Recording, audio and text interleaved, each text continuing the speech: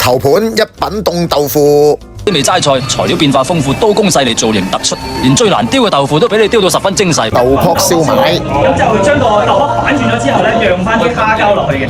係啦，下低嗰個就係日式燒汁嚟。你睇下我一個唔食蝦嘅人啊，你呢度食蝦，呢間餐廳真係犀利啊！你當去購樂會飲食就一流啦。你當個臭豆腐咁食，觀感就會 fit 晒。有蝦肉嘅鴨肉雲吞。唔會聲嘅，你覺得啊？呢個蝦唔係嗰個蝦，係啦，哇！呢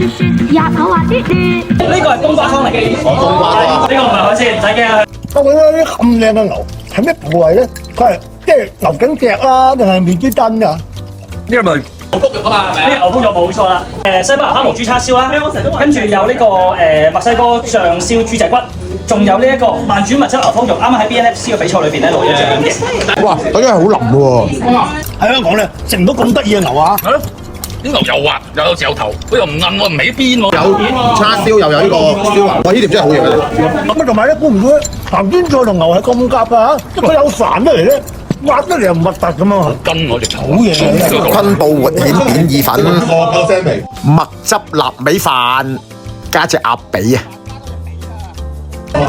見唔見到啲飯啊？你哋佢拆咗佢煲落個飯度一齊食，一掹出嚟咧已經散㗎啦。有臘腸啦，有臘肉同埋有海紅蝦乾。係我嘅，冇蝦乾嘅，有心肝冇蝦乾。我老婆最好啊，俾咗隻鴨俾我食，睇下幾大隻髀，係啊，兜飯就叫唔好食喎。紅豆紫米露糖水。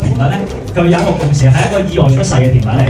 如果好食嘅俾你掌聲，唔好食嘅話咧唔使話俾我聽㗎啦，因為我呢度唔會有唔好食嘅嘢嘅。唔該唔該。